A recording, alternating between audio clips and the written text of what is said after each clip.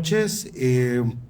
Vamos a dar comienzo al tercer espacio Seres para reflexión sobre las relaciones internacionales, un espacio promovido por la carrera de Ciencias Políticas y por el Centro de Estudios de la Realidad Económica y Social Ceres, con el fin de promover la reflexión académica en torno a las relaciones internacionales y a los ámbitos recientes que acontecen y que pueden afectar de forma directa al país. En esta oportunidad vamos a contar con la presencia de dos ponencias muy interesantes. Por un lado va a estar Carlos Bellot, que además de amigos, como yo digo, es un comunicador institucionalista, un comunicador constitucionalista, experto en constitución, pero con una gran virtud para la comunicación de las ideas. Y él nos va a estar comentando acerca de la descentralización en el ejercicio de las relaciones internacionales, cómo los gobiernos regionales, pueden ser departamentales, pueden ser municipales, van a poder incidir o tener la capacidad de ejercer un mecanismo de relacionamiento internacional con... Gracias, no, por favor, sigue. Entonces, acerca de eso nos va a estar hablando Carlos. Antes va a estar Adrián, que es economista. Nos va a estar contando un poco sobre lo que se viene en el mundo con respecto a la inteligencia artificial y la posible entrada de una segunda guerra fría en torno al análisis de datos, en torno a los servidores y en torno a todo lo que está girando alrededor de la tecnología, microchips, tierras raras, geopolítica. En realidad, al parecer, los datos van a ser el nuevo petróleo de este siglo y eso está reconfigurando el poder global. En ese orden de ideas también se habían comunicado con nosotros, se habían comunicado con nosotros de la gobernación. Supongo que podrán estar llegando en el transcurso de la noche. Personal encargado de Relaciones Internacionales de la Gobernación, y hubiese estado muy bueno para que nos hubiesen enriquecido con la discusión de Carlos. Ojalá puedan ir llegando. Y en ese orden de ideas vamos a ver la posibilidad de ir comenzando con la exposición de Adrián, para que vayamos entrando en materia y vayamos viendo todo este tema de la información como nuevo recurso de la geopolítica global. Sin más preámbulos, los voy a dejar con Adrián. Gracias. Muy bien. Bueno, lo que hablaré el día de hoy.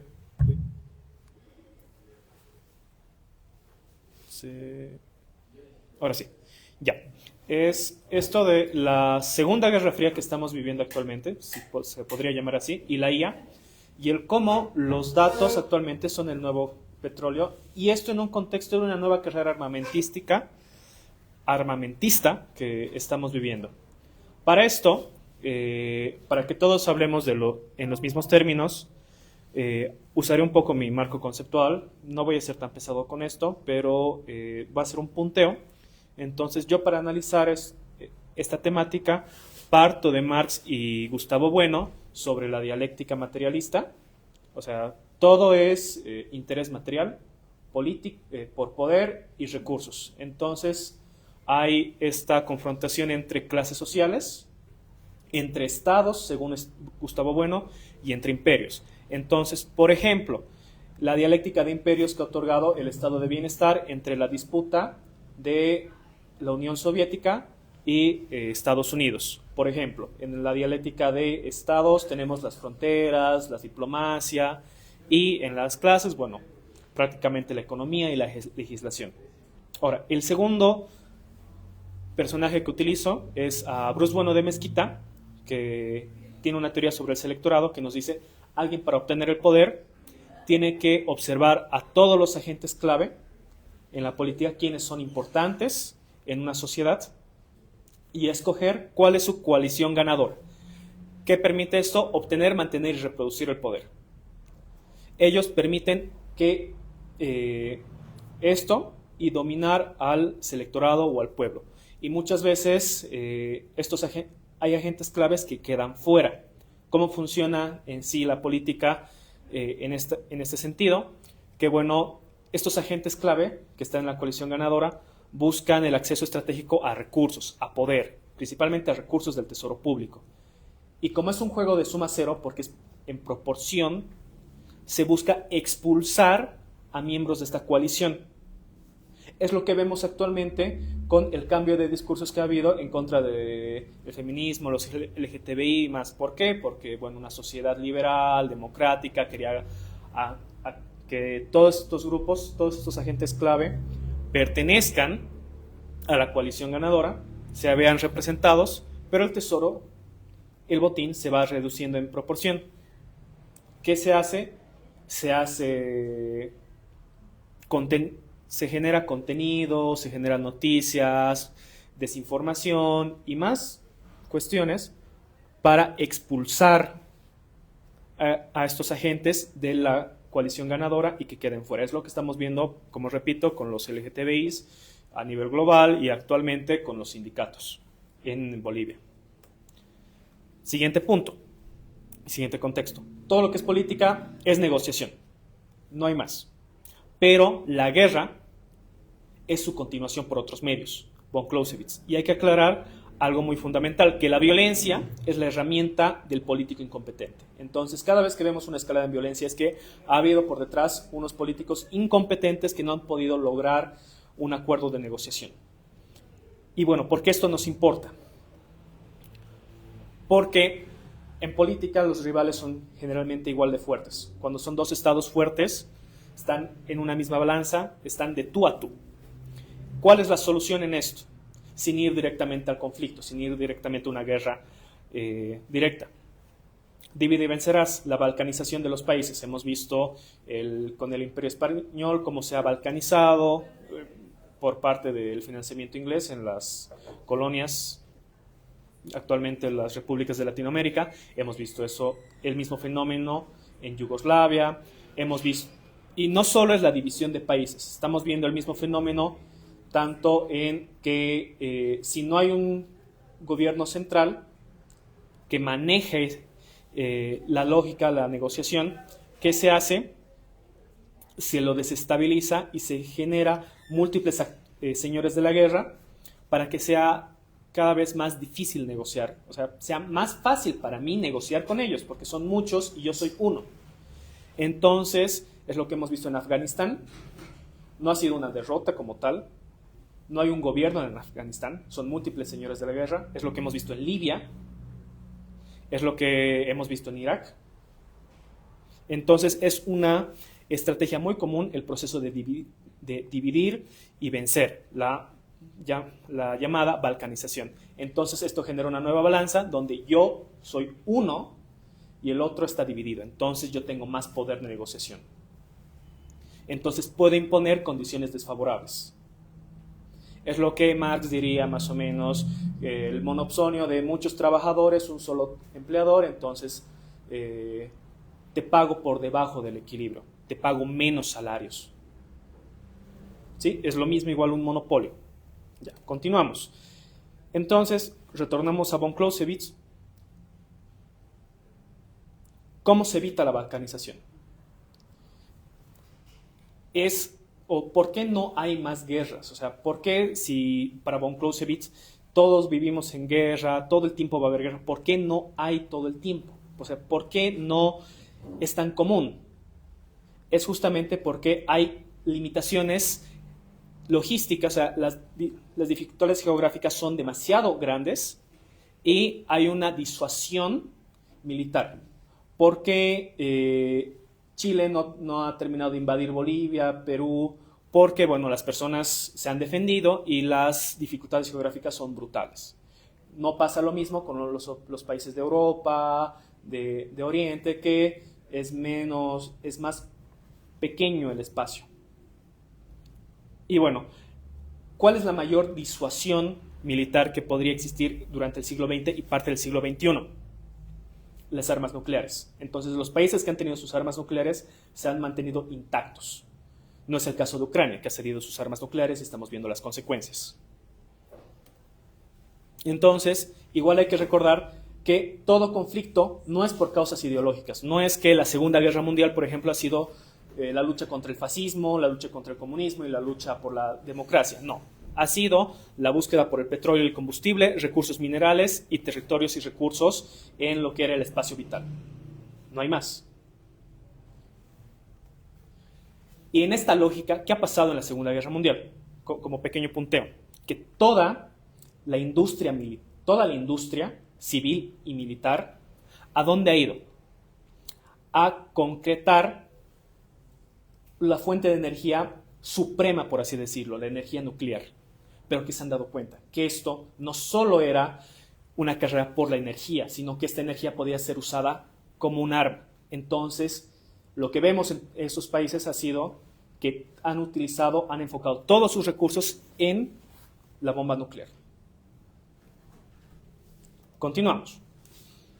Ahora, ¿por qué las potencias, los imperios suelen competir? ¿Por qué se suelen enfrentar? ¿Por qué no pueden convivir en paz? ¿Por qué sucede esto de la rivalidad del poder?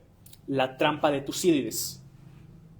Siempre que hay dos imperios y uno antiguo y uno nuevo que está surgiendo, que está acumulando el crecimiento económico, que tiene más recursos, tiene más ventaja, al imperio antiguo le genera miedo, pánico, porque teme perder su posición, su liderazgo.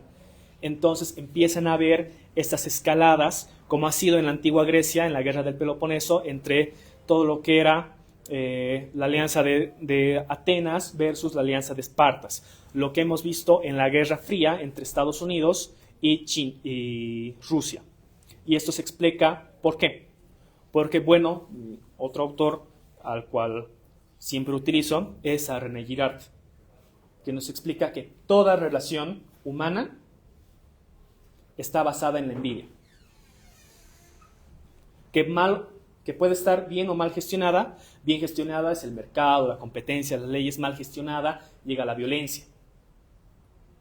¿Sí? Entonces, la Guerra Fría ha estado bien gestionada. Prácticamente ha estado bien gestionada porque no se ha desencadenado lo que fue la Guerra del Peloponeso u otras guerras entre imperios. Pero cuando lo que iba, una rivalidad mal controlada genera esta mímesis, genera esta violencia generalizada, guerras y más.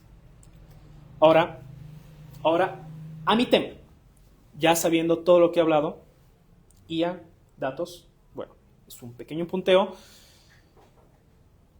Todo lo que es datos es un proceso estadístico, no es determinista, ¿sí?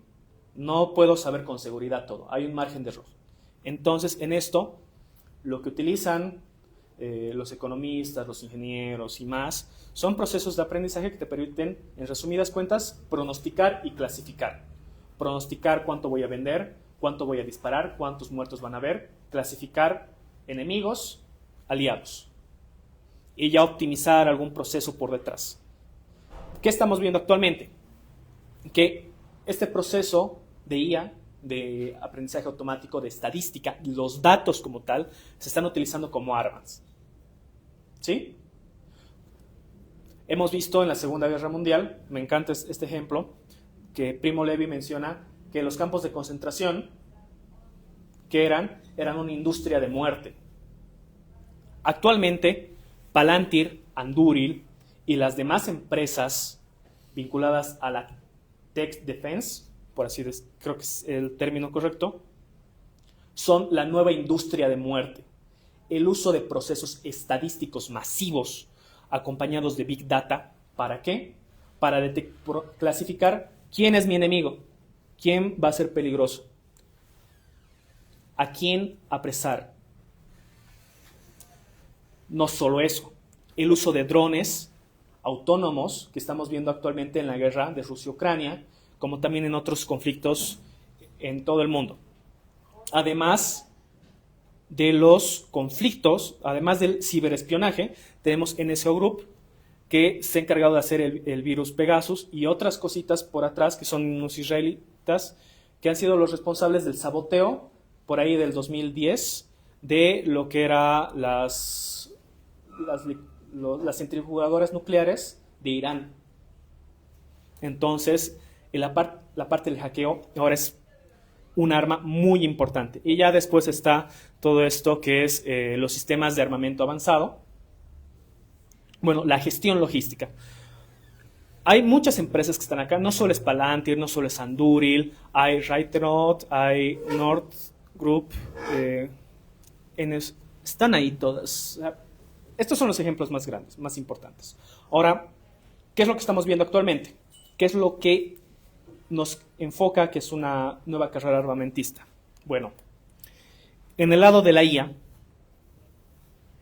estamos viendo varias confrontaciones.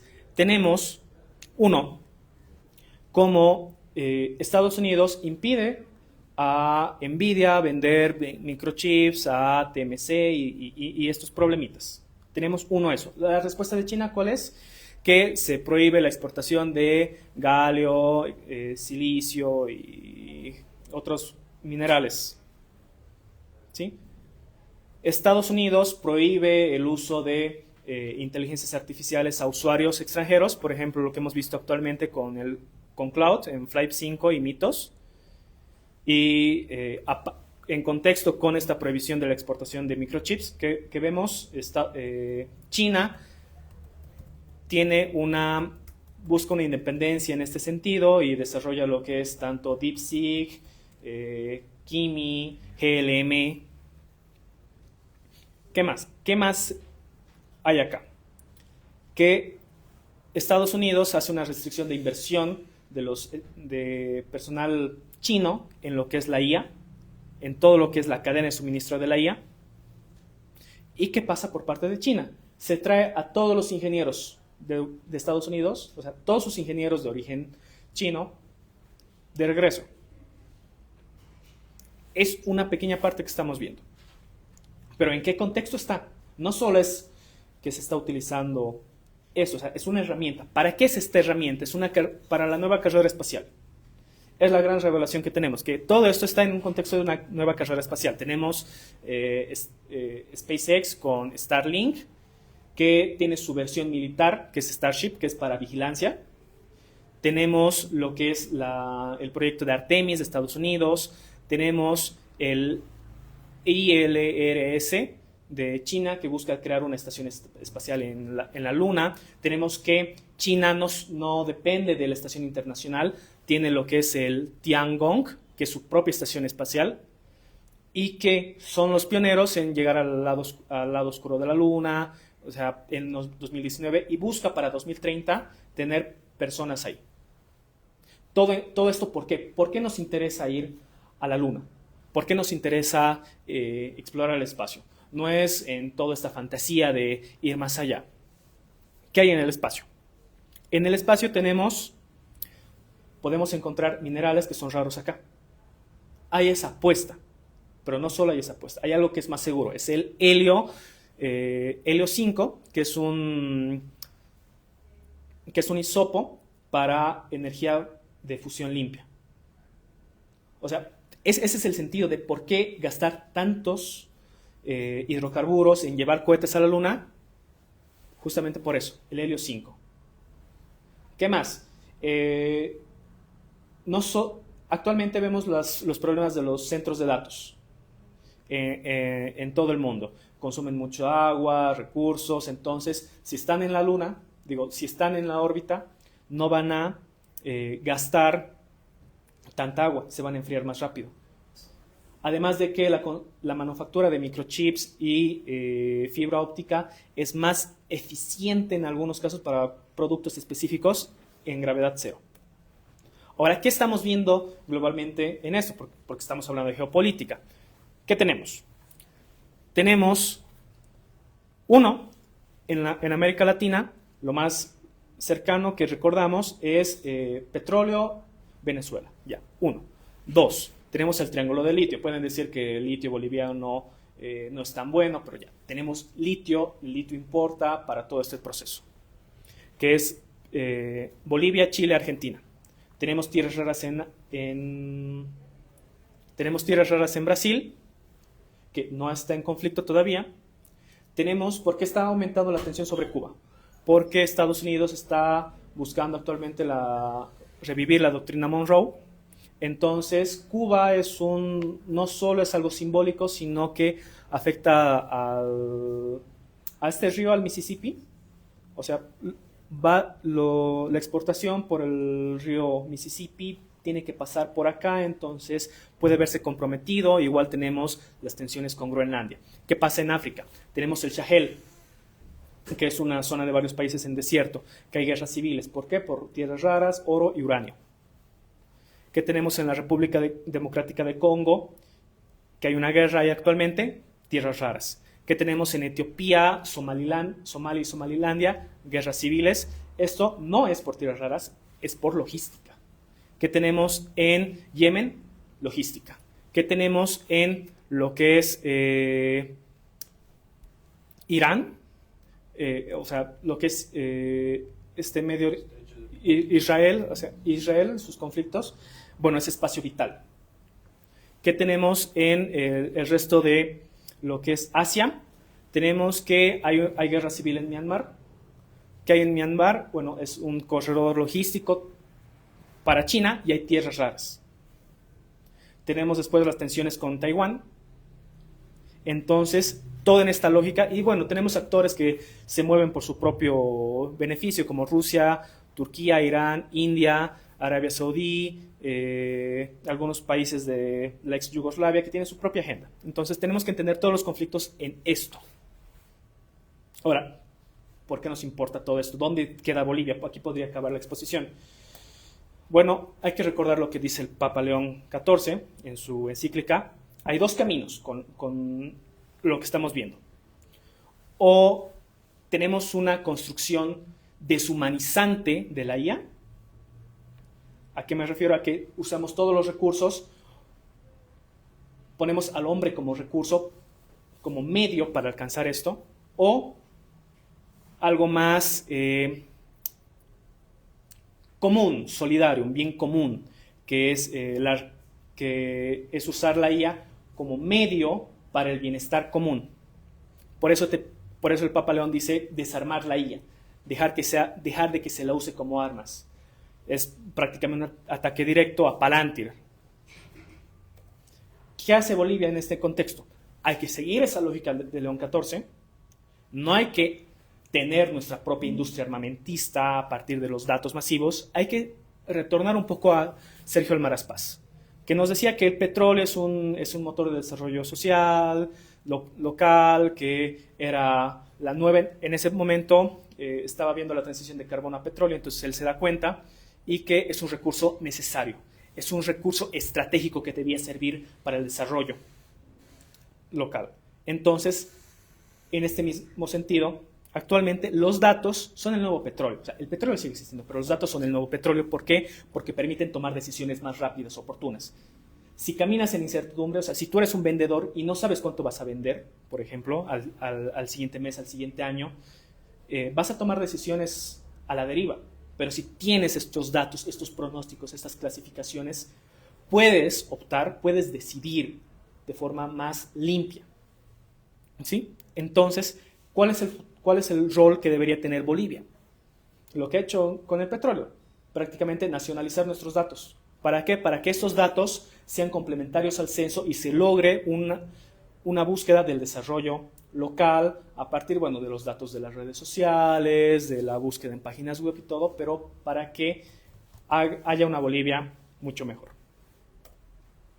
Gracias.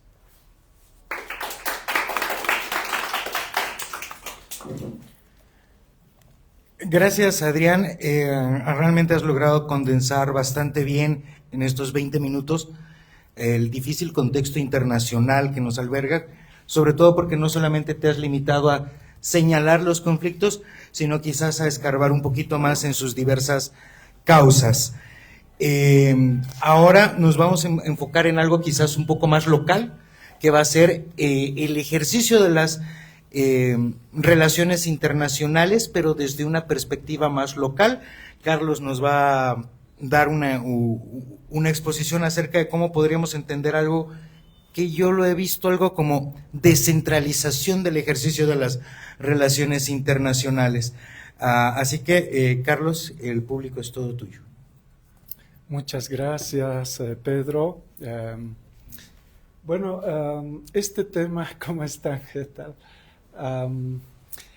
Este tema es un poco preocupante en el país porque, bueno, hay siempre la tendencia del gobierno central a obstaculizar todo a los gobiernos autónomos y por eso también estamos como que en un plan de hacer que los gobiernos autónomos empiecen a ejercer su autonomía porque hasta el momento no han ejercido todavía. Están proponiendo federalismo incluso, pero ni siquiera han empezado a ejercer la autonomía porque durante todos estos años de vigencia de la Constitución el tema político no ha permitido eso. Entenderán que 2/3 o más de los gobiernos autónomos eran del mismo partido que el gobierno central y nadie se atrevía a reclamar su autonomía para pues empezar a hacer por sí mismos las cosas, ¿no? La autonomía implica que ellos puedan hacer sus propias reglas de juego y aplicando esas reglas de juego hagan gestión. Es decir, por eso tienen potestad de hacer sus propias leyes y para que con base en esas leyes hagan gestión, ¿sí? Por ejemplo, pueden hacer su propia ley de planificación y hacer sus planes con base en esa ley y no aplicando una ley de planificación que nadie le entiende del gobierno central, ¿no? Entonces, esa es la autonomía. En el tema de las relaciones internacionales es un poco, mucho más preocupante, yo diría, porque implica financiamiento. Hay muchos gobiernos, se acordarán antes, ¿saben cómo Cochabamba se ha vuelto ciudad jardín? Así. ¿Se acuerdan cuando entró Manfred? Empezó a hacer los jardines en Cochabamba, ¿no? Pero eso tiene su origen en las relaciones internacionales. Cochabamba hizo un hermanamiento con un municipio jardín de Francia, ¿no? Experto en diseño y construcción de jardines públicos. Y fue un equipo de aquí, en el marco de ese hermanamiento, fue un equipo de aquí a especializarse en eso. Y cuando retornó ese equipo ya capacitado, vino un equipo de allá para acompañar el proceso aquí, ¿no? Y de esa manera es que Cochabamba ha empezado a tener los jardines que conocemos y esa gente ha sido luego contratada por el alcalde de La Paz y luego por la alcaldesa de Sucre, ¿no? Y así es como Bolivia ha empezado a tener los jardines. Todo gracias a un buen relacionamiento entre gobiernos locales. Eso hoy en día no es posible porque se ha centralizado tanto el poder de decisión que el gobierno central no pasa nada entre gobiernos autónomos si no pasa por el visto bueno del gobierno central. Ni siquiera la cooperación para las ONGs se ha hecho muy difícil y demás. Entonces, por esa razón es importante analizar cómo es este tema de las relaciones internacionales según la Constitución. Porque pues Bolivia no es un estado centralista y por eso dibujo también de esa manera porque Bolivia no tiene un gobierno, o sea, no hay niveles de gobiernos en realidad en Bolivia, sino escalas de gobierno. Niveles implica que uno está más arriba que el otro y esto se usa solo cuando hay jerarquía entre gobiernos. Pero en Bolivia no hay jerarquía entre gobiernos, hay escalas. Entonces tenemos esas 4 escalas de gobierno. En la escala local tenemos 2 tipos de gobierno, los municipales y los indígenas. En total tenemos ahí 355 gobiernos territoriales, ¿sí? 4 escalas entonces. Cada uno de estos gobiernos tienen competencias. A ver, ¿qué va a hacer si son tantos gobiernos, 355 gobiernos? Pucha, al inicio, cuando se hablaba de esto, la gente decía, pero entonces, ¿qué van a hacer todos todos pueden hacer leyes, antes solo el gobierno central hacía las leyes y ahí venían las directrices, ordenaba todo, y si cada uno va a hacer su propia ley, cada quien va a tirar por su lado y va a ser un desastre. No, las competencias implica que cada gobierno tiene un cupo de poder de decisión sobre determinados temas y ningún otro gobierno puede entrometerse en los temas que corresponde al otro gobierno, ¿sí? Por ejemplo, el tema de tránsito es competencia municipal. Le corresponde al gobierno municipal hacer la ley de tránsito y aplicar esa ley de tránsito y cobrar las multas por infracciones de tránsito. Y no puede entrometerse el gobierno central en eso, ni siquiera la policía. Pongo este ejemplo para que se den cuenta que no ejercemos todavía la autonomía hasta ahora, ¿sí? Hasta ahora se verán, la policía es el que se hace cargo, los gobiernos no han hecho su ley en el tema, etcétera, ¿no? Entonces, fíjense, así es como funciona. Ahora, ustedes dirán, pero pucha, el Carlitos se está inventando o eso es lo que él cree, ¿no? No. Lo que estoy diciendo no es lo que yo creo, es lo que dice durante todos estos años. El 2009 ha entrado en vigencia la Constitución. El 2012, el gobernador de Santa Cruz, el entonces gobernador Rubén Costas, ha hecho una acción de inconstitucionalidad contra la ley marco de autonomías, casi a la totalidad de la ley. Y ahí se ha generado, el Tribunal Constitucional ha tenido que revisar prácticamente toda la ley marco de autonomías. Buenas noches, adelante por favor. Revisar todo y con eso se ha generado pues un precedente constitucional muy rico en materia autonómica. Es decir, el Tribunal Constitucional ha revisado la Constitución para ver si cada uno de los artículos de la ley marco eran constitucional o no, ¿sí? Y así es como esa sentencia, la 2055-2012, es como la Biblia de la autonomía. Son como 1000 páginas. Entonces ahí explica qué dice la Constitución, cómo funciona el Estado autonómico. Entonces, y entre esos, cada carta orgánica y cada estatuto autonómico que se envía al Tribunal Constitucional genera también precedentes. Y entre esos, el 2013, fíjense lo que ha dicho el Tribunal Constitucional. La Constitución establece ya esto que está en blanco, las entidades, los gobiernos autónomos no estarán subordinados entre ellas y tendrán igual rango constitucional. Ahí quedaba claro que los gobiernos no se subordinan a otros autos, no hay jerarquía entre gobiernos. Pero como no menciona el gobierno central, todos asumían que sí había jerarquía con el gobierno central y que el gobierno central sí era autoridad sobre los gobiernos autónomos como era antes, ¿sí? Pero sobre esto el Tribunal Constitucional ha aclarado que tampoco hay jerarquía con el gobierno central. Y esto por una razón simple.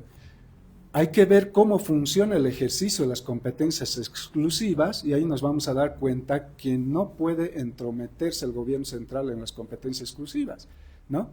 Y de ahí es que surge esto de la pirámide normativa con dos principios. En la relación entre leyes de distintos gobiernos no aplica el principio de jerarquía, ahí aplica el principio de competencia. Es decir, ¿cuál es la ley válida? Digamos que un gobierno municipal hace la ley de tránsito y el gobierno central tiene un código de tránsito, ¿no ve? ¿Cuál de las dos leyes valdría si hay dos leyes en vigencia? Revisas la Constitución de cuál es competencia el tema. Tránsito es competencia municipal, por tanto la ley válida es la ley municipal y mandas al diablo y pones al basurero la ley nacional, ¿sí? Eso es. Solo hay una salvedad ahí. Es el artículo 11 de la Ley Marco de Autonomías, que es la supletoriedad de la norma. Si un gobierno no ha hecho su propia ley en ejercicio de su competencia exclusiva, entonces está obligado a aplicar la ley nacional. Es decir, en tanto un gobierno municipal no haga su propia ley de tránsito, tiene que aplicar nomás el código de tránsito, ¿sí? Así es como funciona entonces la relación de estos gobiernos. No hay jerarquía entonces Y no lo digo yo, lo dice el intérprete oficial de la Constitución. Ahora, los tipos de competencia es importante ver porque esto de que no hay jerarquía es en competencias exclusivas, queda claro. Pero suele haber confusiones en las competencias concurrentes y compartidas porque se suele asumir que ahí sí hay jerarquía y no es tanto así, ¿sí? Aquí he ordenado los tipos de competencias de lo más centralista a lo más descentralizado. Competencia exclusiva solo del gobierno central, ahí los gobiernos autónomos no tocan pito. Competencias concurrentes es como era antes la autonomía. Antes solo el gobierno central hacía la ley y los gobiernos autónomos solo reglamentaban y ejecutaban. Así funciona este tipo de competencias. Y competencias compartidas funciona como gran parte de la gente en el país cree que funciona, que las leyes nacionales tienen jerarquía sobre las leyes autonómicas, ¿sí? Eso ocurre solo en competencias compartidas. ¿Por qué? Porque el gobierno central debe hacer la ley básica en el tema y la ley autonómica debe desarrollar eso y no puede contradecir a la ley nacional. Y ese es el caso de las relaciones internacionales que vamos a ver ahora. Pero en competencias exclusivas no hay jerarquía en absoluto, ¿sí? Ahora, explico por qué no es tanto así como que hay dependencia del gobierno central. La dependencia es solamente en lo legislativo nada más. Es decir, la ley municipal o departamental se subordina a la ley nacional. Nada más. No quiere decir que los reglamentos se subordinen a los reglamentos nacionales y tampoco quiere decir que los funcionarios de un gobierno autónomo están subordinados a los funcionarios de los ministerios. Los ministerios no son órganos rector. Órgano rector quiere decir que son autoridad sobre los gobiernos autónomos. No son órganos, no es compatible con el actual diseño constitucional eso, porque imagínense solamente esta idea. Los gobiernos autónomos son electos, ¿no ve? Entendiendo gobiernos como los alcaldes, gobernadores, asambleístas, concejales. Ellos son electos. Los ministros son pinches funcionarios designados. Nadie los ha elegido, no tienen ninguna legitimidad de origen para poder ser autoridad sobre quienes sí tienen, ¿sí? Entonces no hay lógica siquiera para que puedan ser autoridad. Y el diseño constitucional no lo establece así. Eso viene del anterior modelo, la ley SAFCO y algunas otras leyes donde ponían a los ministerios como órganos rector. Y los legisladores y quienes han hecho las leyes posteriormente han vuelto a poner como órgano rector a ministerios. La ley de planificación, por ejemplo, pone como órgano rector al Ministerio de Planificación cuando eso no corresponde. Y lo mismo al órgano rector, al Ministerio de Relaciones Exteriores, como órgano rector en las relaciones internacionales. No corresponde eso, no hay eso. Por tanto, el Ministerio de Relaciones Exteriores no es autoridad sobre los gobiernos autónomos tampoco. ¿Por qué? Porque únicamente la ley se subordina a la ley nacional. No quiere decir que deba haber subordinación reglamentaria ni ejecutiva, ¿sí? Y ahí es donde hay problemas con la ley, porque cuando han diseñado la ley básica de relaciones internacionales que ya existe, es un desastre esa ley en realidad. Pero bueno, esos son los tipos de competencias. Ahora, ¿cómo está distribuido el tema de relaciones internacionales en la Constitución? Aquí estamos ordenando por los tipos de competencias. No está aquí las privativas porque no aparece ahí nada en el tema. Están simplemente las, privativas, está exclusivas y compartidas. Las concurrentes es lo que no aparece porque no hay nada en eso, en la materia. Entonces, gobierno central, gobierno departamental, gobierno municipal y gobierno indígena, ¿sí? No está el gobierno regional porque ellos no tienen competencias, solo si se transfiere o delega nomás van a tener competencias, por eso no aparece, ¿sí? Y ahora, para el gobierno central tiene competencia privativa la política exterior, ¿sí? Exclusiva deuda pública externa, entonces puede prestarse dinero de algún país extranjero, eso también para ver, ¿no? El gobierno municipal convenios puede hacer, no tiene como exclusiva nada en relaciones internacionales, pero el gobierno indígena sí tiene algo para suscribir acuerdos de cooperación, dice, con otros pueblos, entidades públicas y privadas, dice, ¿no? Y como competencia compartida, tiene relaciones internacionales en el marco de la política exterior del Estado.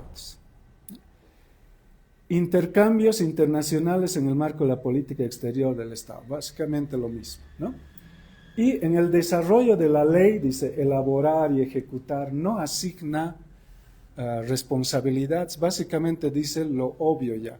¿Qué es lo que se hace en competencias compartidas? El gobierno central hace la ley y el gobierno autónomo debe hacer la ley de desarrollo y reglamentar. Eso dice básicamente. O sea, tiene que hacer la ley de desarrollo, hacer la ley de desarrollo. O sea, hace referencia al instrumento, pero no hace referencia al fondo. O sea, ¿en qué ámbito puede el gobierno autónomo tomar decisiones? La materia de fondo, eso es lo que no distribuye la ley de relaciones internacionales, ¿no? Ahora, algo que ¿cómo se ejerce una competencia a través de estas tres facultades? Haciendo la ley, reglamentando y ejecutando, ¿no?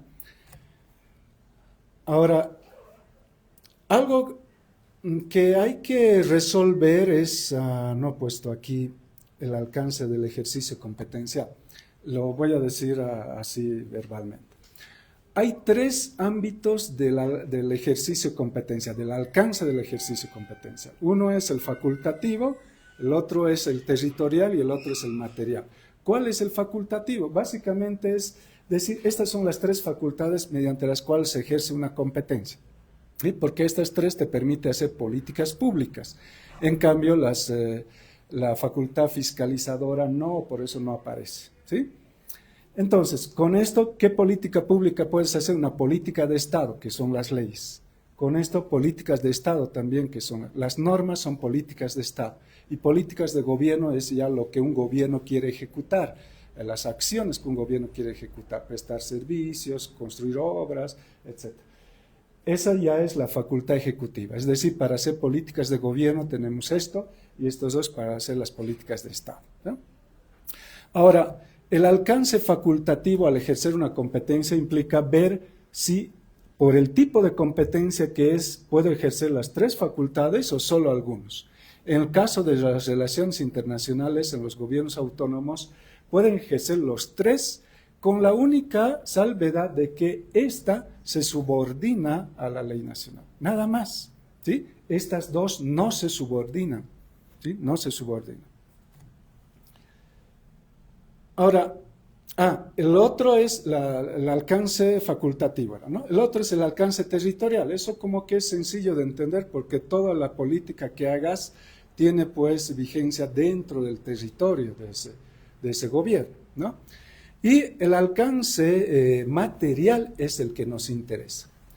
Para eso es importante tener claro qué vamos a entender por política exterior y qué vamos a entender por relaciones internacionales, ¿no? Relaciones internacionales, el nombre mismo nos da a entender que hay un sujeto 1, un sujeto 2 y interactúan ellos dos, ¿no? Relaciones internacionales, o sea, más allá del territorio boliviano, ¿no? Hay. Y política exterior da la impresión de que no se trata del relacionamiento entre ambos, sino, por eso yo tenía interés en que vengan gente entendida en el tema internacional, para que nos ayuden con los conceptos y tratar de esbozar el alcance material del ejercicio de la competencia en el tema, ¿no? Da la impresión de que es todos los lineamientos, la política de Estado que tenga un país para hacia afuera, ¿no? Bolivia, así se acuerdan cómo hace Estados Unidos, trabaja mucho en esto en función de los intereses, de lo que nos explicabas, ¿no? De los intereses que pueda tener un país en el exterior, ¿no? Y también esto del servicio consular y estas cosas, ¿no? Estas cosas. Entonces, las relaciones diplomáticas, las relaciones, los convenios, todo eso entraría dentro del campo de las relaciones internacionales, y lo demás, lo que es ya el servicio consular y estas cosas, y los intereses del Estado boliviano en el exterior, ¿no? Estas cosas sí le corresponde al gobierno central, pero no tendría por qué esto afectar a las relaciones de los gobiernos autónomos entre países, por la cooperación, por ejemplo. ¿Por qué? Porque el gobierno central está también para velar, para trabajar por la calidad de vida de su población. Y si las relaciones internacionales le ayudan a tener cooperación en el desarrollo de la calidad de vida, entonces el gobierno central no tendría por qué ser un obstáculo en eso, ¿no? Tendría que más bien ser un facilitador de eso. Pero al pretender centralizar las decisiones en el Ministerio de Relaciones Exteriores, pues más bien se convierte en lo que el presidente mismo dice que quiere erradicar, el Estado tranca, ¿no? Se convierte en el Estado tranca. Entonces, eso es algo que hay que desarrollar, ¿no? Se supone que, bueno, esto es ¿cómo se desarrolla? Un gobierno autónomo, entonces, puede hacer su ley de relaciones internacionales, sus reglamentos, incluso sus protocolos. Si quiere planificar el tema, tener un plan sectorial para las relaciones internacionales puede hacer, y pues ejercer ya las relaciones internacionales mediante las unidades de relaciones internacionales que suele tener cada gobierno, ¿no? Ahora, ¿qué es lo que no tendría que abarcar la ley básica de relaciones internacionales? No tendría que invadir las potestades que corresponden a la autonomía, pues esto de que si quiere hacer un hermanamiento con un gobierno, a menos que ese gobierno tenga intenciones de usar la cooperación para un dominio, no sé, unos fines geopolíticos muy, muy densos, digamos, y ahí por ahí podría observar, ¿no? Pero no sé qué problemas podría haber. Por lo general los gobiernos centrales son pues los que se ocupan de estas cosas, ¿no? Un gobierno local de Francia, no sé, de Italia, no creo que tenga intenciones de dominio geopolítico, ¿no ve? No, sino de cooperación. Pues a ver, ¿cómo han desarrollado allá ustedes el manejo de la basura, digamos, ¿no? Nos gustaría aprender, ¿no? Nos quieren apoyar, y en Europa y en muchos países del mundo, por regla, tienen un porcentaje de su presupuesto para la cooperación, ¿no? Entonces ellos van a estar dispuestos a, en ese marco, cooperar a algunos gobiernos locales o regionales de forma directa, ¿no? Gracias. Entonces, no tendría por qué entrometerse en esas cosas, ¿no? Bueno, y no quiero ahondar mucho en los aspectos técnicos, pero pueden reglamentar entonces esto, la ley de desarrollo, pues abarcar sus propios instrumentos, y entre estos hay algo que en la ley marco de autonomías se ha diferenciado. Ustedes saben que en la escuela nos han enseñado pues que cuando hay una I, ¿no? Son dos cosas, ¿no ve? Si es o, es como que sinónimos, o esto, o alternativos, ¿no? O esto, digamos, ¿no? Pero si hay una I, son dos cosas. Cuando la ley marco de autonomías dice acuerdos y convenios, son dos instrumentos, no son sinónimos. ¿Y por qué se había diseñado así? ¿Saben cuán burocrático es hacer un convenio? Tarda, ¿no? Quiere donar a alguien, ¿no? La cooperación quiere donar algo para un centro de cuidado infantil, digamos. La traba es el convenio, se tardan 1 año, 2 años hasta eso, y ahora ¿dónde dejo esto que quiero entregarles, ¿no? Y genera perjuicios. En esos casos no necesitas hacer convenios, debería bastar con un acuerdo. El acuerdo es, a ver, te estoy entregando esto para esta finalidad. Listo, firma aquí, firma. No necesitas ver la legalidad o ilegalidad de eso, no hay preocupaciones porque no estás gastando dinero. Cuando es importante ver la legalidad de las cosas cuando de ese gobierno va a salir dinero, porque podría ser ilegal en eso que estás gastando. Por eso es que revisan la legalidad. Pero si solo estás recibiendo ayuda, ¿qué peligro hay ahí? No va a haber ninguna responsabilidad pública para el que recibe. No, simplemente debe registrar, porque los bienes deben registrarse a nombre de un gobierno. Hay un sistema de registro de bienes ahí para que entre como activos de ese gobierno, y por eso nomás tiene que haber el papelito donde diga qué cosas te estoy donando y para qué fin. Listo, ¿no ve? Esa era la idea del acuerdo. Lo mismo en los conflictos. En los conflictos no vas a estar así un convenio ahí, ¿no ve? Acuerdo, ese es el instrumento práctico, ¿no ve? Así. Entonces, eso es otra de las cosas que las leyes autonómicas podrían resolver, cosa que las leyes nacionales no han resuelto, ¿no? Bueno, eso no quiero cansarles con los aspectos técnicos. Yo suelo llegar a ser muy técnico en estas cosas y aburro a veces. Los gobiernos están obligados a coordinar. No quiere decir que cada gobierno, por el hecho de tener autonomía, ahora va a hacer sin coordinar las cosas. No, tiene que coordinar, pero esa coordinación no implica un proceso burocrático que vaya a trabar el curso de las cosas, ¿sí? Esto es importante establecer ahí. La ley misma debería establecer esa garantía, hasta si para la participación social hemos puesto eso.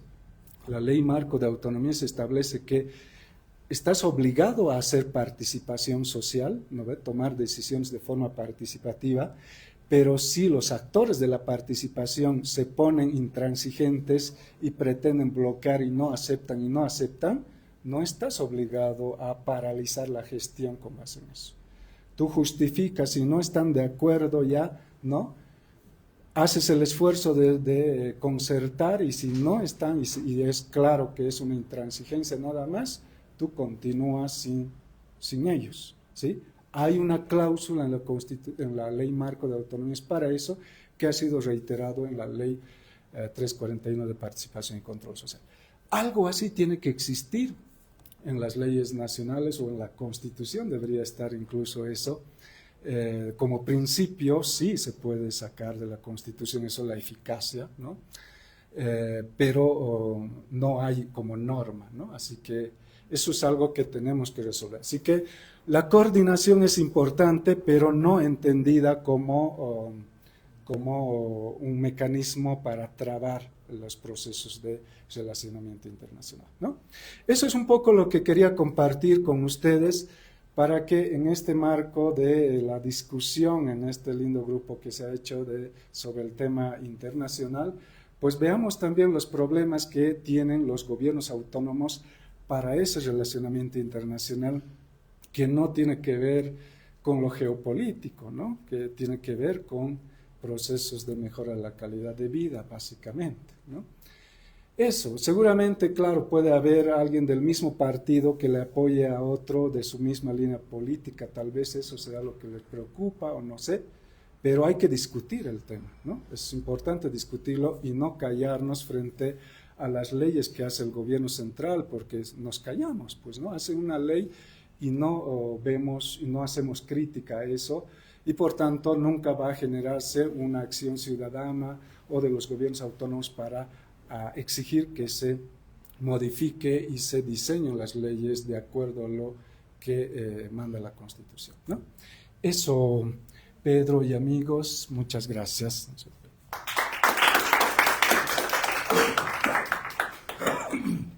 Gracias, Carlos. Gracias, Carlos. Mientras dabas tu exposición, tuvo oportunidad de llegar Katia Pérez, encargada de Relaciones Internacionales de la Gobernación de Cochabamba. Katia, no sé si quieres hacer uso de la palabra para dar un poco a conocer de qué se encarga tu área, qué tarea estás cumpliendo tú en la gobernación, ya que viene pegado, casado a lo que acaba de exponer Carlos, y ahí sí vamos a abrir un momento al público el tema de las preguntas. Por favor, Katia. Buenas noches, licenciado, y mil disculpas por la tardanza. Bueno, algo le había comentado aquí a Alice, ¿no? Nosotros hemos apenas ingresado 2 semanas, nos estamos interiorizando. Tengo, gracias a 2 pasantes del IDI que nos están colaborando con el tema también internacional. Y bueno, para nosotros ha sido ver la gobernación prácticamente sin ningún relacionamiento internacional a la fecha, o los últimos 5 o 10 años, ¿no? Entonces, ha sido algo sorprendente para nosotros no tener ninguna base ni ley tampoco. Sí hay una ley departamental, pero es casi, como lo ha mencionado el licenciado, copia y pega de la ley nacional, ¿no? De la 699. Y prácticamente tampoco no encontramos una reglamentación. O sea, la gobernación está muy alejada de lo que es con las relaciones internacionales. Si bien, digamos, mi cargo es con tema de relaciones internacionales, lamentablemente no contamos tampoco con una dirección que sea muy exclusiva para relaciones internacionales.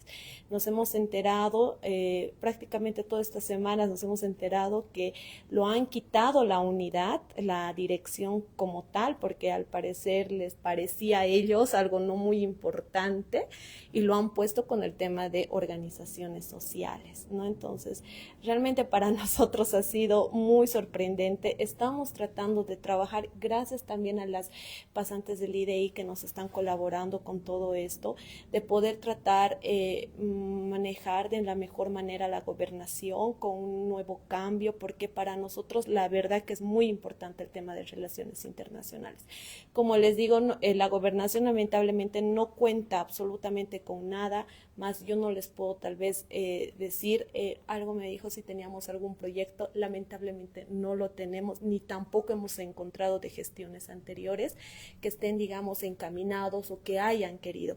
Si uno, creo que es de la India, no de la India, pero se ha visto ahí en statu quo, lamentablemente, y bueno, nos informaron que fue por falta también de personal, tal vez de más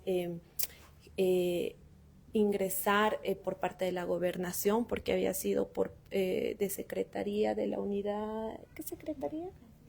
No, antes de eso, de planificación, de la Secretaría de Planificación, por falta de coordinación, es que lamentablemente ese convenio no se ha podido establecerse ni cumplir los objetivos. Entonces, lamentablemente nos estamos encontrando así con la gobernación, estamos nuevamente queriendo elevar con el tema de relaciones internacionales, que de verdad es muy importante para nosotros, ¿no? Entonces, y gracias también, como vuelvo a repetir, a las pasantes del IDI que también nos están abriendo bastantes puertas. Queremos trabajar con el tema de los hermanamientos, que es una base muy fundamental con el gobernador, ya que ha tenido en su posesionamiento, ¿no? Visitas de las embajadas de Rusia, de India. Entonces queremos trabajar en todo eso. Estamos en base a eso, mucha información, como les digo, no tengo para darles, y lo poquito es eso, que lamentablemente la gobernación está con muchas carencias en el tema de relaciones internacionales. Eso. Pierde cuidado, Katia, no es un escenario de fiscalización, es un escenario para hacer un análisis académico. Si acaso le podemos poner el punto de vista positivo. Si no se ha hecho nada, quiere decir que tenemos mucho por hacer, sí, y que se puede hacer. Ten presente que estos espacios, lejos de constituirse, como digo, en un espacio de fiscalización, pueden constituirse en un apoyo institucional, académico, que le pueda brindar a la gobernación el norte, la brújula correspondiente para que pueda de alguna forma gestionar recursos en una época en la que va a ser bien difícil la cosa, que se puedan gestionar recursos. Y voy a casar eso con una aclaración que le estaba dando la duda a Carlos. Lo que pasa, Carlos, con el tema de la cooperación internacional es algo que en términos de relaciones internacionales se llama soft power.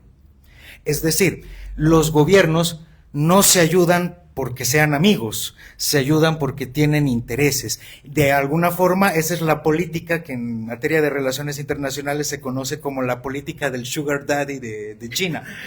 China ha estado regalando dinero a todos para hacer el sugar daddy, porque después va a exigir apoyo diplomático, por ejemplo, va a exigir apoyo en las resoluciones de las Naciones Unidas que sean favorables, siendo que China no se ha metido a tratar de ser polémico en los temas de mayor polémica internacional.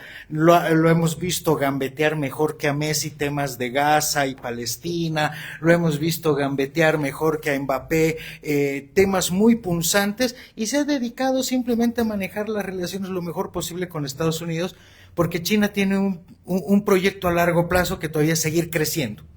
Sabe perfectamente cuáles son sus capacidades, sabe perfectamente cuál es su situación en cuanto a lo militar, a lo geopolítico, y su intención todavía es seguir creciendo, y una guerra frontal en este momento perjudica ese interés, así que va a procurar evitar ese enfrentamiento lo más posible sin que esto signifique que se vaya a correr. Por eso es que hay controles a las ayudas. Te voy a poner un caso más reciente, más particular. Recientemente se están viendo las noticias cómo el gobierno de Venezuela, el reciente gobierno de Venezuela, les está poniendo un montón de requisitos a los rescatistas. Es decir, que comprueben que son rescatistas y que no salgan también a hacer como como estas comisiones de derechos humanos de Argentina, que llegan y son más bien todos promotores políticos, ¿no es cierto? Es algo muy parecido a lo que ocurre con el programa de médicos cubanos. Sí, son médicos, sí, van a curar a la gente a los otros países, pero mientras te curan te están evangelizando con el socialismo del siglo XXI. Entonces, es un ejercicio a doble vía, y por eso es que hay muchos países que son muy recelosos con qué tipo de ayuda se va a aceptar. No es solamente el recibir la ayuda, sino que por lo general suele tener una intención diplomática de fondo. Esto básicamente con ciertos países en específico.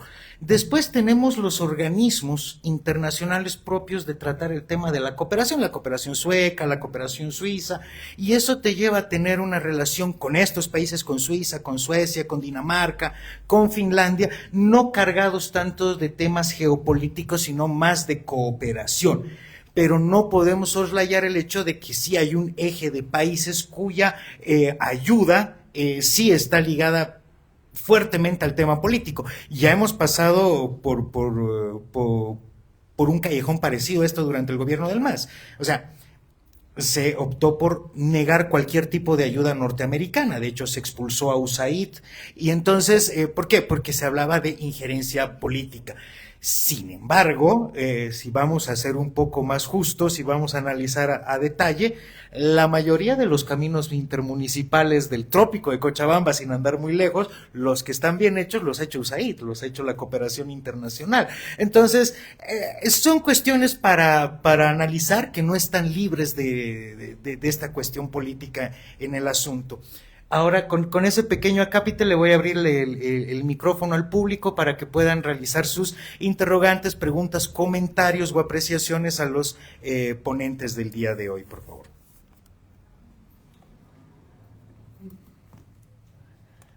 Bueno, yo tengo dos preguntitas. Por favor. Gracias. Buenas noches. Primero, muchas gracias por ambas exposiciones. Voy a intentar ser breve. Tengo una pregunta por exposición. En relación a la primera, creo que es un poco en base a las conclusiones a las que has llegado. Me parece interesante ver cómo los análisis económicos, por ejemplo, del Banco Mundial, post pandemia, así tipo 2024 y demás, advierten que los países en vías en desarrollo como Bolivia necesitan de la cooperación internacional para poder ver mejores índices. Y sin embargo, estamos viendo que, el marco global es de proteccionismo económico, de sistemas tecnológicos, y me parece gracioso esa comparación que has hecho al final de los datos en relación al petróleo, que sí, a ver, es muy verdad, pero también es un panorama más complejo, ¿no? O sea, vemos que en el sistema financiero todavía estamos ligados al petrodólar, al petroyuan, todas las medidas que tomen los saudíes y demás, y es un poco más fácil movernos tal vez a nivel de ahorro, compra, pero a nivel de datos es más complejo. Entonces te quería preguntar un poco en base a eso, ¿cómo países en vías de desarrollo que estamos sometidos a esta estructura internacional, donde el sistema parece que es más abierto, o sea, tenemos acceso a las inteligencias artificiales, pero es más limitado, es más cerrado, no es tan transparente como pensamos, cómo nos movemos en base a eso?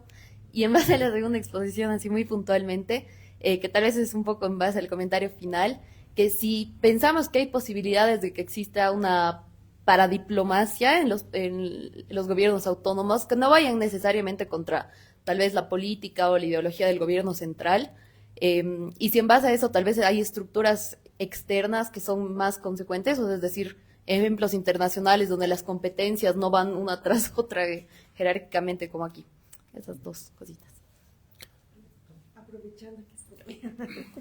Bueno, muchas gracias también a ambos expositores. Para mí la exposición de Adrián ha sido totalmente nueva o muy novedosa, porque cuando hablamos de inteligencia artificial, pues como docentes nos quedamos bien en cosas muy concretitas, ¿no? Que ahora está apabullando la inteligencia artificial, pero esto que nos da Adrián sobre lo que se está moviendo en cuestión de datos me parece bien interesante. No tengo una pregunta concreta, Adrián, sino coincido en que todo este avasallamiento de la inteligencia artificial tan nueva en su uso y en sus varias betas, digamos, yo creo que sí nos está deshumanizando, como has dicho, ¿no?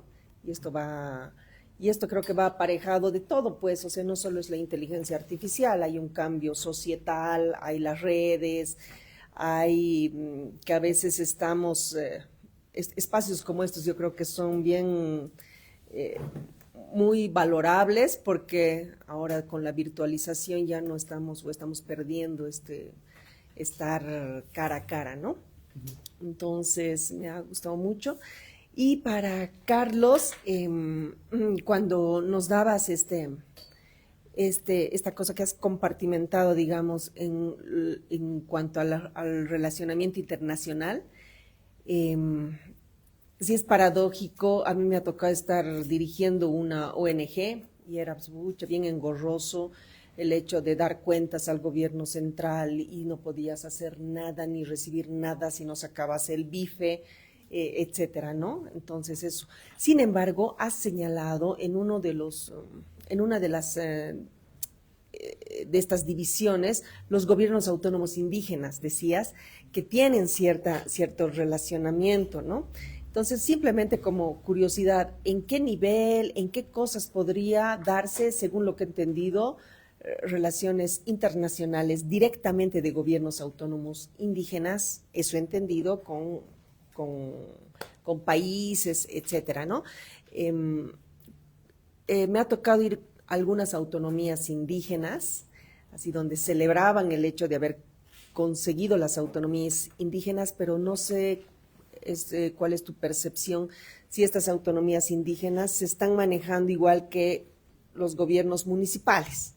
Hay usos y costumbres, hay su identidad, etcétera, pero creo que en términos técnicos más o menos funcionaban igual que un municipio, ¿no? Les cae la ley Marcelo Quiroga, pueden solo gastar en ciertos rubros, dar cuentas, etcétera.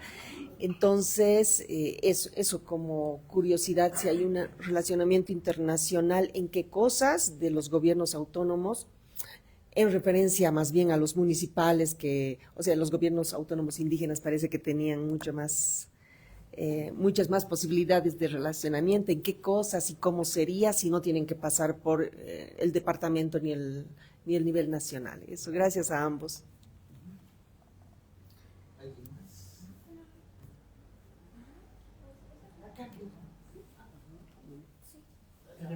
¿Tiene micrófono? Bueno, igualmente muchas gracias por estas exposiciones. Y creo que yo tengo un poquito de dos más inquietudes, digamos, curiosidades más internas respecto a la segunda exposición. Y, digamos, es como la constitución política asigna, digamos, estas funciones de estas, de este rol que puede tener, digamos, diferentes órganos del Estado en relación a las relaciones internacionales, ¿no? Me parece que el Poder Ejecutivo, si bien se encarga de, no sé, de dirigir, digamos, esta política exterior, el Ministerio de Relaciones Internacionales como de operativizar, y el rol también que tiene, digamos, la Asamblea, ¿no? Si bien me parece que tiene más esta cuestión de aprobar, de ratificar, y el rol también que tienen estos gobiernos subnacionales, ¿no? Entonces, a partir de ese compartimiento, como se dice, me surge la duda de describir o de ver este escenario de conflictividad, digamos, ¿no? Entre estos órganos del Estado y estos gobiernos subnacionales, ¿no? Ahí más o menos como para ver la complejidad del tema, ¿no? De quién, digamos, tiene la función de tal, ¿no? De ver más ese escenario de conflictividad. Y bueno, lo otro es más el tema de... me hacía recuerdo, por ejemplo, con el gobierno de Yanine Áñez, cuando salió, por ejemplo, esta elección en Venezuela, no me recuerdo que era Guaidó, y el gobierno de Áñez salió a apoyar, ¿no? Estas elecciones, y luego el gobierno del MAS anteriormente apoyaba al gobierno de Nicolás Maduro. Entonces creo que ahí también es una cuestión de quién define la política exterior, ¿no? Sino, es decir, de qué es relativa al gobierno que entra, ¿no? Más o menos por ahí van esas inquietudes. Gracias.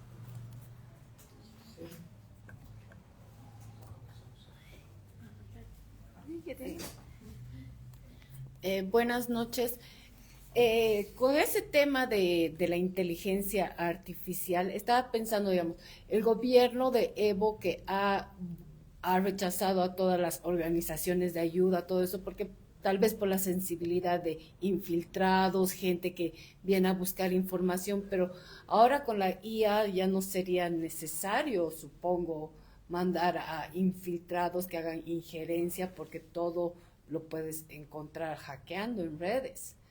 Entonces, ¿cómo digamos, se debería entonces aceptar de nuevo esas ayudas? Porque yo he trabajado una temporada en una ONG y no he visto nada de que haya infiltrados ni nada de eso. Más bien yo considero que era una ayuda para gente necesitada de escasos recursos. Entonces se debería pedir tal vez al gobierno volver a aceptar eso, porque han sido ayudas, y como Pedro mencionaba, ha habido igual un proyecto que ha sido de afuera, que ha sido bueno para el país. Entonces, no sé, ese era mi comentario, digamos, en relación con la IA. ¿Respondo? Ya. Bueno, ¿qué hacemos? Hay que partir un poco, retornar a todo lo que he dicho, a todos los conceptos. Se tiene que buscar una agenda hacia la soberanía. No solo ser usuarios de las inteligencias artificiales, sino elaborar las propias, tener nuestros propios centros de datos, buscando alimentarlos a partir de nuestro potencial en energías renovables. Ahora, ¿por qué digo la soberanía? Porque después de mucho reflexionar sobre esto, en política se suele decir que es amoral, pero no es cierto. Hay dos caminos, el interés y la soberanía. El interés es en busca del beneficio. El beneficio sobrepasa mi relación con el otro. En la soberanía ya llega a ser de hasta acá, y el otro me pone un hasta acá. Es con los límites, tanto productivos, tanto legislativos, tanto en cooperación. Entonces, ¿qué debería estar haciendo Bolivia en este sentido? Ya decía, una soberanía con los datos, una soberanía productiva, prácticamente. No hay más que se pueda hacer. Buscar imitar a Suiza, puede sonar mal este ejemplo, pero buscar imitar a Corea del Norte, o sea, que sean autónomos. Si somos autónomos, ya no podemos tener esta dependencia de ser los únicos que negocian, o sea, estar tan fraccionados entre todos y negociar con el imperio. No soy tan marxista, pero el ejemplo. Entonces, buscar esta dialéctica de estados y saber hacer algo que hacen los sindicatos productores, o sea, los productores, de hacer como un sindicato y decir, alto, no solo soy yo, somos todos nosotros, y ya con esto pedir mejores condiciones. Ahora, vinculado a lo que decía, siempre, la información es el recurso más valioso, o sea, los datos. Y el espionaje siempre va a estar ahí. No solo por medio del hackeo, sino por medio de... muchas veces lo que ha pasado con la cooperación internacional es que sí ha habido esto, pero con una agenda detrás que no está tácita, no está explícita, perdón. Por ejemplo, ¿qué vemos? ¿Qué se puede entender de la Fulbright, la Chevening y más becas para estudiantes de Latinoamérica, para Estados Unidos, Reino Unido y más? No es por buena onda. ¿A dónde van? Esto es una inversión para que yo te invierto en ti, tú representas mis intereses más adelante. Es lo que está tácito. Y bueno, en eso también está el juego de las embajadas que tienen sus propias agendas en esta dialéctica de estados, de imperios y de clases. Ahora, muchas veces hay vendepatrias, por así prácticamente, que buscan el beneficio propio. Entonces, sucede esto de que para mejorar mis condiciones voy a balcanizar a la coalición ganadora, lo que mencionaba, para que poner un títere. Entonces, es un tema muy complejo y el problema con hablar sobre el espionaje es que justamente quien vive siempre en paranoia, o sea, quien ha tenido una política constante de extorsión, violencia y paranoia, va a ver todo con esos ojos. Y quien ya ve esto como una relación entre iguales, que está agradecido de la cooperación, por ejemplo, va a ver eso. Entonces depende un poco también del político que esté en el cargo y cómo lo interpreta, cómo ha estado teniendo su agenda. No sé si logro responder porque ambos temas son más complejos y me sobrepasan en cierto sentido y yo todo lo que he ido reflexionando va hacia ahí. Gracias. Bueno, son muy interesantes las preguntas. Con base a lo que decías, Pedro, y alguien más ha mencionado al respecto, es una realidad. Ustedes, los politólogos, siempre hablan de la política real y el deber ser, siempre diferenciar esto. Y en la política real, pues se pueden dar estas cosas, de hecho se dan. Pero cuando hacemos una norma y actuamos en el Estado, no podemos partir bajo la presunción de que esa es la intención, ¿no? No, más bien siempre debe ser la presunción de que no es. No, o sea, por eso el principio siempre es la buena fe en el manejo de lo público, ¿no?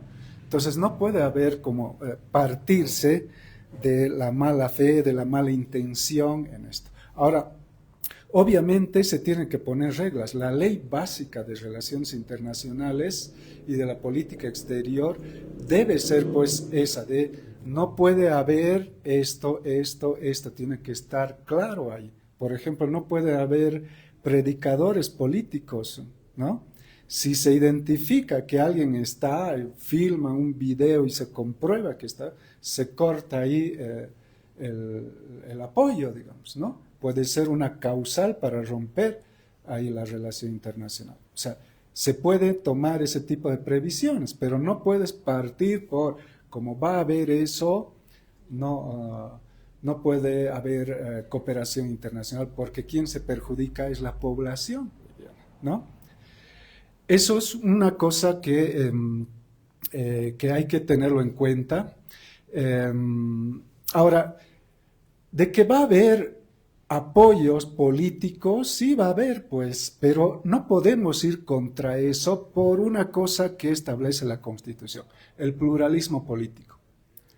O sea, si hay un gobierno, ya saben que yo no estoy de acuerdo con este maniqueísmo político de izquierda y derecha, pero usando eso, hay un gobierno de izquierda, digamos, en un país, no sé de dónde, ¿sí? Un gobierno local de izquierda, y quiere apoyar a un gobierno de izquierda, local de izquierda en Bolivia, pues, ¿por qué no? Que le apoye, que coopere, ¿no? Porque sí, es cierto que esas han sido las maneras de cooperar. Yo me acuerdo que el Chávez, en su época, como tenía tanto dinero, le ha dado harta plata al gobierno boliviano para fortalecer su gestión, haciendo obras por todo lado, porque eso va a fortalecerte políticamente, te va a hacer crecer políticamente, te va a generar aceptación generalizada en Bolivia, ¿no? Y te voy a dar la plata para que hagas obras por todo lado, le ha dicho. Y además, entre paréntesis, le ha dicho, oye, si vas a aplicar tu ley SAFCO en gastar esa plata, no vas a ejecutar, pues no seas tonto, hace otro decreto para que puedas gastar así esa plata, y por eso han hecho otra norma para eso, ¿no? Entonces, eso era un apoyo político, digamos, ¿no? Pero no sé si ha venido acompañado de prédica política, digamos, ¿no? No sé, ha sido otro tipo. Ese tipo de apoyos, yo pienso que en el marco del pluralismo político, o sea, no tiene por qué estar prohibido, ¿sí? Si un gobierno municipal de Chile, que es liberal, quiere apoyar a un gobierno municipal liberal de Bolivia, y no hay contenido de por medio, sino cooperación nomás para fortalecer la gestión de ese alcalde o lo que sea, no tendría por qué estar prohibido, ¿no? Eso es una cosita que hay que aclarar en el marco del pluralismo y de la presunción de buena fe, pues de la buena fe, ¿no? Ahora, lo que no puede haber es control político por parte del gobierno central en eso, ¿no? No puede el gobierno central pretender cortar en eso, porque eso sería entrometerse primero en la autonomía de los gobiernos y segundo, va contra el pluralismo político. Ahora, esto que decías de el órgano ejecutivo dirige las relaciones internacionales, quisiera aprovechar este punto que has mencionado para aclarar cómo funciona esto, ¿no? Hemos dicho que hay las políticas de Estado y políticas de gobierno, ¿no? Las políticas de Estado son las leyes, las normas, porque son reglas de juego que se institucionalizan y venga gobierno que venga, eso van a continuar, ¿no? Eso no se cambia así al tiro como se cambia un POA, digamos, ¿no? No.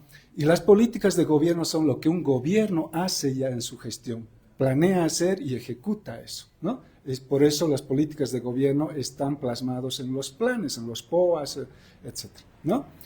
Ahora, eso por un lado. Entonces, cuando se trata de hacer la política en el tema de relaciones internacionales, la política exterior, la función de hacer la política de Estado en el tema es del legislativo, no del ejecutivo. Y ustedes dirán, pero el ejecutivo hace las leyes y manda al legislativo. Eso, más bien, es algo que hay que resolver. Nunca un órgano ejecutivo debería diseñar las leyes. ¿Por qué?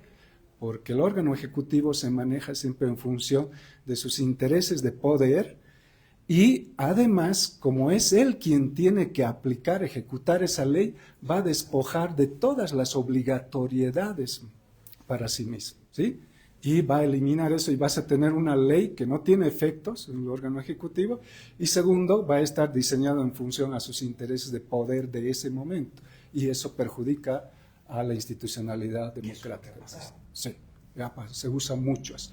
Así que las leyes siempre deben emerger del propio órgano legislativo. ¿Por qué el Ejecutivo puede proponer leyes? solo como excepción puede proponer. ¿En el marco de qué? En el marco de un principio que se llama de cooperación entre órganos. Y esto es de un lado a otro. Esto de que el legislativo no puede proponer reglamentos o proyectos ejecutivos. Claro que puede, en el marco de la cooperación entre órganos. Y lo mismo el ejecutivo puede proponer proyectos de ley al legislativo, pero siempre como excepcionalmente, nunca como la regla, pero lo hacemos regla, ¿no? Eso es un problema serio que hay que resolver. Ahora, el Ejecutivo dirige las relaciones internacionales solo en el quehacer, digamos, en la aplicación de las reglas de juego. Algo que no hay que olvidar es que el órgano ejecutivo se llama así porque solo ejecuta, no hace la norma, no decide las reglas de juego. Y eso es un problema que también tenemos que resolver. Si se fijan, si vamos viendo, Bolivia es un estado premoderno todavía porque ni siquiera el estado de derecho aplicamos todavía, ¿no? Seguimos creyendo que el órgano ejecutivo es el rey, ¿no? El que decide todo, cuando no es así, es el ejecutor nada más, ¿no? Quien decide debería ser el legislativo, las reglas de juego, y el otro, en base a esas reglas de juego, hacer funcionar los servicios y demás, ¿no? Finalmente, esto de los gobiernos indígenas se ha ido, pucha, qué pena que era para Gabriela, pero bueno, los gobiernos indígenas tienen una cualidad distinta a los gobiernos autónomos. Primero, para entender esto, los gobiernos autónomos tienen libre determinación, ¿sí? Los países del mundo, si hablamos de relaciones internacionales, tienen autodeterminación. La autodeterminación te permite constituirte en un Estado libre e independiente en el mundo, ¿sí? Pero la libre determinación no te permite constituirte en un Estado libre e independiente, ¿sí? Sino dentro de un Estado te permite ejercer tu propia cultura bajo tus propias formas. Pero para que esto se entienda es importante explicar qué es la cultura, ¿no? La cultura es todas esas formas de ser y hacer que tienen las personas, las colectividades. Cómo nos vestimos, en qué creemos, ¿no? Cómo vemos el mundo, cómo sembramos, cómo comemos, si con palito, con cucharas. Todo eso es nuestra cultura. Entonces hay pueblos que tienen su propia cultura y otros pueblos que tienen una cultura distinta. Entonces para nosotros, por ejemplo, la democracia es votar cada uno, ¿no ve? Puede haber un pueblo indígena donde la democracia sea rotativo. Cada familia es gobierno por un año, ¿no? Y así, fíjense, sigue siendo democracia, pero distinta, ¿no? O la justicia. Para nosotros, nuestra justicia es más de venganza, ¿no? Hay que hacer sufrir al criminal, ¿no? En cambio, muchos pueblos indígenas no, se concentran más en la víctima. ¿Cómo solucionamos todo el problema que se ha causado a la víctima? Era el proveedor, no tiene ahora quien provee a la familia. Tú que has matado al esposo de esta familia, la mitad de tus bienes para esta familia y la mitad de tu sueldo por el resto de tu vida para esta familia. Lindo, ¿no ve? Y el castigo, qué sé yo, pueden ser chicotazos o otro tipo de castigos complementarios por el crimen que ha cometido, pero se concentran sobre todo en solucionar el efecto que han causado con esa muerte. Fíjense la forma de mirar la justicia distinto en otra cultura que en la nuestra, ¿no? Entonces, así van a haber distintas formas de hacer. Ahora, los pueblos indígenas tienen libre determinación y esto implica que ellos tienen derecho a ejercer sus propias formas de hacer las cosas. ¿Sí? Su propia forma de hacer economía, su propia forma de hacer política, su propia forma de hacer relaciones internacionales, incluso. Y por eso es que no están sujetos en realidad al gobierno central, ¿sí? La ley básica no puede ser la misma para los gobiernos autónomos que para los gobiernos indígenas, ¿sí? ¿Por qué? Porque hay esta diferencia. Eso es algo que la ley básica nacional tampoco ha contemplado y no se ha tomado en cuenta. ¿sí? Eso es, así que los gobiernos indígenas, respondiendo a Gabriela, que ya no está, sí pueden tener relaciones más directas entre pueblos indígenas del mundo. Digamos, un pueblo quechua de aquí, un pueblo quechua, no sé, del Perú, algo, pueden tener relaciones directas y no tienen por qué el gobierno central interferir, porque hay menos todavía hay intencionalidades políticas seguramente, ¿no? Eso es, no sé si creo que he respondido todo, comentado sobre los comentarios, y si no, pues disculpa si algún punto me he olvidado. Gracias. Gracias, Carlos. Gracias a todos por su gentil presencia. Yo me voy a permitir, en mi calidad de moderador, hacer unos pequeños apuntes más, justamente en torno a lo que es lo que se denomina política exterior. Sí, es como nos dijo Carlos, es justamente la forma en la que el país va a delinear la forma en la que se va a relacionar con el resto de las naciones, con el resto de los estados, con el resto del mundo. Y lo que quería puntualizar es que prácticamente hay muchas doctrinas al respecto de política exterior, pero hay dos dominantes que son las que rigen básicamente las diferencias fundamentales entre los países. Está el respicie polum y el respicie similia. El respicie polum es mirar al hegemón más cercano y alinearse con ese hegemón más cercano. Y el respicie similia es mirar a los similares y básicamente procurar un alineamiento más con los similares en pos de mejorar las condiciones de negociación justamente frente al hegemón o frente al resto de los países en el mundo. Ahora, esto tiene muchas particularidades, porque tú, como una nación, puedes buscar un respicie similia y buscar un relacionamiento con tus similares, básicamente con tus países próximos más definitivamente, pero eso no implica, por ejemplo, que entre estos tus similares te tengas que relacionar con uno que tiene un respicie polum bien marcado. Y obviamente eso también va a afectar el tipo de relacionamiento que tú tengas, porque por lo general el respicie polum se alinea directamente con el hegemón y cumple las determinaciones que el hegemón manda. Por ejemplo, en este momento, claramente Estados Unidos es el hegemón. La política, por ejemplo, de Argentina es respicie polum de manual, alineado con lo que dice Trump. ¿Cómo lo vemos? Primer incidente, le costó el puesto a su ministro de Relaciones Exteriores, no alinearse con Trump en la resolución de las Naciones Unidas en favor de Israel durante el genocidio en Gaza, ¿no es cierto? El siguiente posicionamiento, cuando se cambió ese ministro de Relaciones Exteriores argentino, fue alinearse totalmente con Trump en todo lo que política exterior se refiere, no solamente apoyar a Israel, sino apoyar a Estados Unidos, a apoyar la guerra comercial con China, incluso haciendo salvedades, porque Milei en campaña había prometido cortar completamente las relaciones con China, pero no puede, no puede porque básicamente tendría que devolver todo lo que China ha estado invirtiendo en materia de soft power durante 20 años con los K en Argentina. Entonces no lo puede hacer tan simplemente. Entonces el ejemplo es puntual para que podamos ver cómo, si bien puede haber un cambio de gobierno que te va a cambiar completamente el eje de la política exterior previo, ¿no?, de los K hacia Milei, hay un cambio concreto en política exterior, no se lo puede realizar al 100% de las relaciones internacionales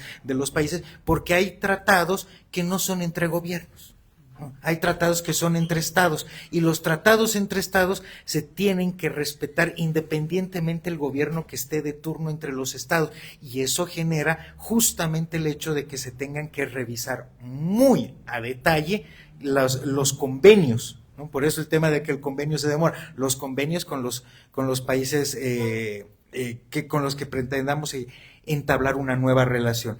Yo quedo muy agradecido con todos y cualquier duda, interés temática que quieran tratar con esto, no duden en comunicarse conmigo.